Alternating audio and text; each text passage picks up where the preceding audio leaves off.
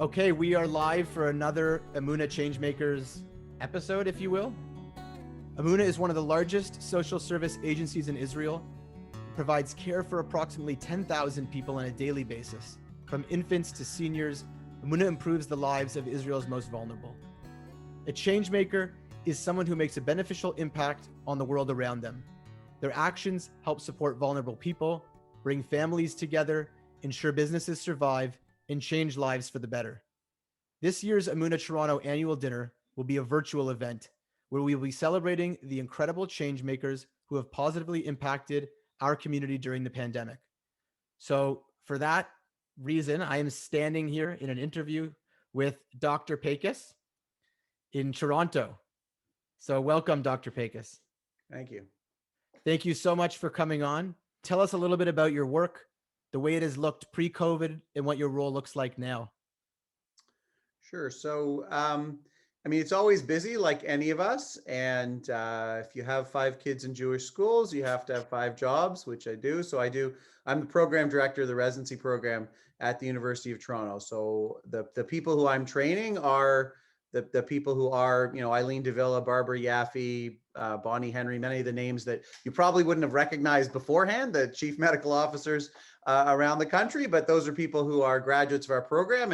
And so that's one of the things I do. I do clinical medicine, emergency medicine up north as well, and lead the global health program. So we do, train residents in all specialties. And so, we're always dealing with global health and epidemics. So the other role of mine is a public health specialist. So an associate medical officer of health or a chief medical officer of health, and depending on when it is and where I'm needed. But we've had Zika and H1N1 and Ebola, which for most people weren't a big deal. But in public health, when we're being successful, you don't know we exist, which is often unfortunate and can sometimes lead to people not appreciating it. And the most challenging part, really, the worst part of this pandemic actually was about a year before it happened, when the Ford government cut funding dramatically to public health. So that was the most challenging thing. I'm happy to say that on a public forum, because that really has impacted everything that's happened in Ontario, and things unfortunately have been more difficult than they otherwise would have been. But since COVID started, and that's really since January, if you want to know what things look like, you activate your emergency management system, and that means we are activated as in a different kind of role, in a different kind of setup. Everything changes. We even get new jackets, new tables. We sit in different places and different roles, and in various roles throughout the pandemic, whether it be in leading workplace outbreaks in Peel region, or school outbreaks or vaccination efforts or that kind of thing. And it really has been a 20-hour a day sort of thing. And then on top of that, of course, is all of the work in the Jewish community, which it seems many more people have my phone number than I knew of beforehand. And I'm always happy generally to support people, but there's been a lot of that. So that's been challenging and difficult. And the biggest piece really is from as a frum Jew and having studied public health ethics for 10 years. I do consulting in public health ethics. So when there's an ethical dilemma, whether it's with the vaccines or outbreaks or anything in public health, that's one of the roles I take on, and that's mentally and emotionally challenging kind of thing. I just came back from having to go out of town away from my family, even though there's the 5 of them on Zoom school, because I needed that space to be able to have that full 18 to 20 hours a day to do the work. Otherwise, it's just been impossible. And in clinical medicine, we always say, there's individuals on the line, and in public health, there's sort of a saying, if you haven't saved more lives in one day than you would as a clinical physician in your lifetime, then you're not doing your job.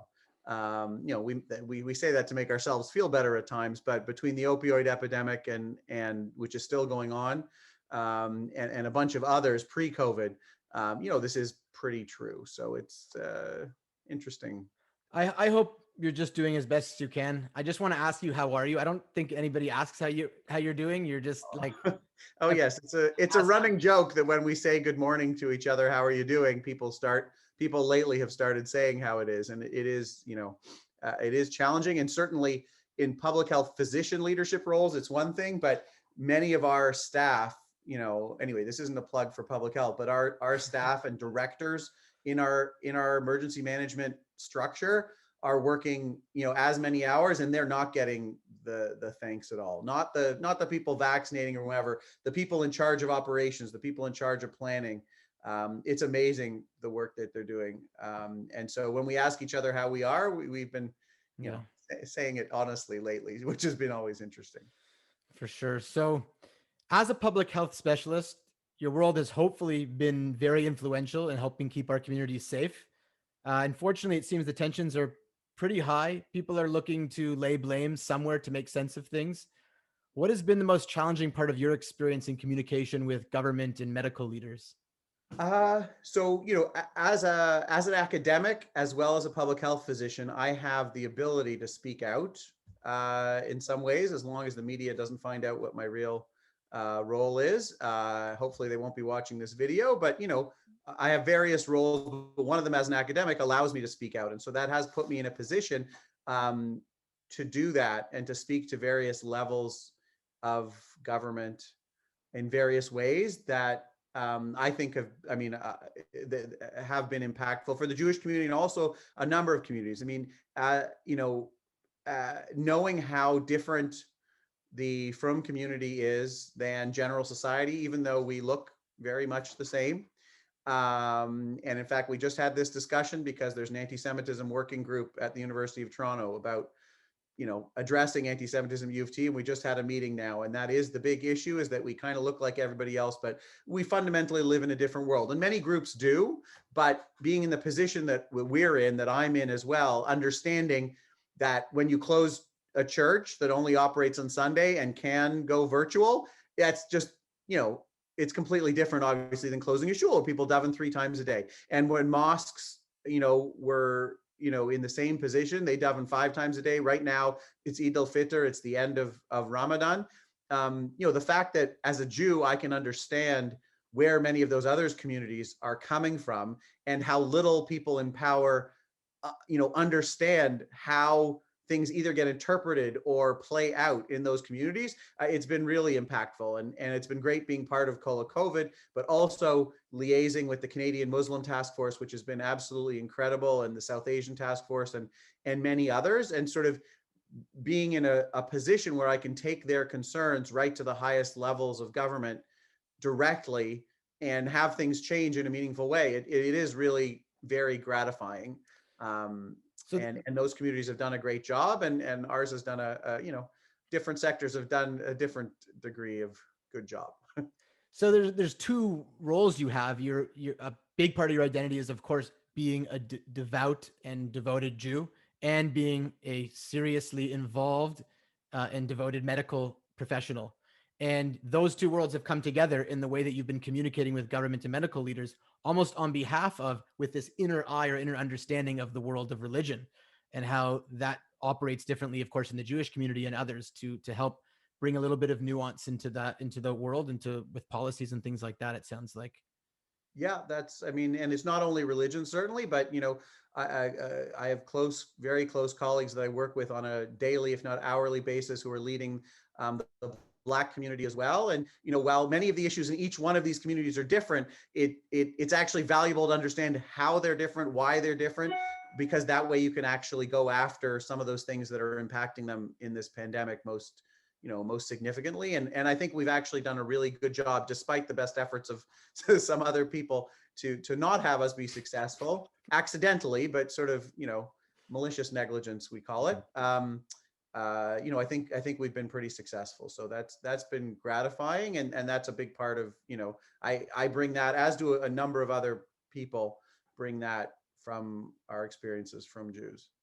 So you've been a leader on the Kol COVID task force, sending out the messages to the community on some of the most important and potentially life-saving recommendations for our community. What has that responsibility been like for you? So, the responsibility of communicating to large groups of people at the same time, that's kind of what we do in public health. And I run a media course, and we train people to do that. So that piece isn't a big deal. The challenge has been certainly to be part of the community we're trying to communicate with, or be part of one specific element of that community. And of course, our community is a very broad spectrum, and within each one of those particular philosophical hashkafic constructs, there are people who just by their very nature are more anxious or more rule following, or some that are the opposite, various ends of the political spectrum, not just the religious spectrum. So figuring out how to craft messages such that they will be listened to, and so that they're sort of a recognition of some of the challenges, but yet addressing it to people such that they'll listen, has been difficult. There's two general approaches: the sort of hard-handed legal approach and the harm reduction model. The harm reduction model meaning recognizing people aren't going to, let's say, stop using opioids, but helping them use them safely. People aren't going to adhere to the distancing rules or the masking, so help them do the best that they can. But when you do that, you enable the people who are the naysayers. And so, it's important to understand within each community who you're empowering, who you're disempowering, and how you're communicating. And that's, it's the same in normal public health practice as in COVID. You listen to as many different kinds of people as you can find, and try to find the appropriate place where the message will be best heard. So it's kind of what we always do, but it's a little bit different being part of that community, and then being responsible for that message by people that not just a amorphous anonymous public. Yeah, it's just the use of language becomes so significant in the tone and the way that you communicate. And of course, you're not speaking to one type of person. So it requires a lot of sensitivity that you must have to speak to different people. If you had one message that you wanted to share to the Jewish community in particular, what do you want to say right now to them? I mean, right now, the most important thing is to get vaccinated. And I don't think there is a lot of controversy, fortunately, in the Jewish community, except, I mean, there are certainly fringe elements, but it's about the same as in most populations. We amplify it a little bit because it bothers us more, but most people are on board with that. But, again, that all comes to who you consider authority. If you are getting your information from Facebook or Twitter and a certain subset of that, or even, I mean, I found, let's be honest, the greatest difference of opinion and the most interesting conversations are people who read different newspapers. If you read the National Post versus reading the Toronto Star, you are going to have a very different understanding and perspective of things. And there's a lot of challenging things that have come out of that. Let's just say that. So if on this notion, which is your message is 2 words, get vaccinated. Sure, let's go with that for now. So I want to just ask you on this message about getting vaccinated, what do you want to say rest of the Toronto community, anybody who's listening to this who's on the fence about getting vaccinated, what do you want to say to them? So there isn't really a lot of reason to be on any fences, of course. At least Pfizer, BioNTech, and Moderna, everybody just, it doesn't matter what medical conditions you have or what medications you're taking. And frankly, I've worked hard as well in the vaccine area, which is an area of my research, to make sure that they're not actually asking those questions at vaccine clinics. It should not be part of consent process. That hasn't always been successful. We're still working on that. But it's irrelevant because everybody, right now, age 12 and up, and pretty soon, 6 months and up, just, you get the vaccination. It's, safe, efficacious, and then we're done. And frankly, people have been clamoring to get it. And at least in the Amuna community, I would say, the problem has been the other way, is that people feeling that they should be getting their second dose or their first dose, even then they're not the highest risk people. That's been one of the most interesting and challenging things, actually, to be frank, was trying to explain to people that, they're best served and they're best protected when the people who are genuinely at risk, the essential workers and other people, are more at risk, and getting their heads around that. We do that in public health. We think about populations all the time, and we balance that with individuals, in modern Western civilization, including in in the Jewish world, we don't do that as much. And so, I mean, I learn with the kollel every week, and with my chavrusa for different chavrusas from the from the base midrash for the past 10, 15 years. And that's really one of the biggest issues that we're constantly going through tshuvas and issues on, is just this tension between the population and individuals. And that's one of the great challenges that I've seen. So not as much people not wanting to get vaccinated, but trying to put their own selves ahead of people who need it more, maybe more deserving, whatever that means. And also the reality being that by those other people getting protected, they're actually protecting themselves more. So that's been I'm just happy that the message isn't you're worried and there's not enough people wanting to get the vaccine. So that's encouraging. Yeah, the reality is, and this we can keep a little quiet. The vaccine is so effective that, and certainly we want to get herd immunity, so that we can open up and all those things. But the vaccine is so effective that people who choose not to get it are going to get sick, and the people who are protected are going to be protected. So that's not something we say a lot of, and it's only true to a degree, but in the States, it's a whole different message. There's a different sort of degree of crazy over there. But in Canada, we're not going to have that problem.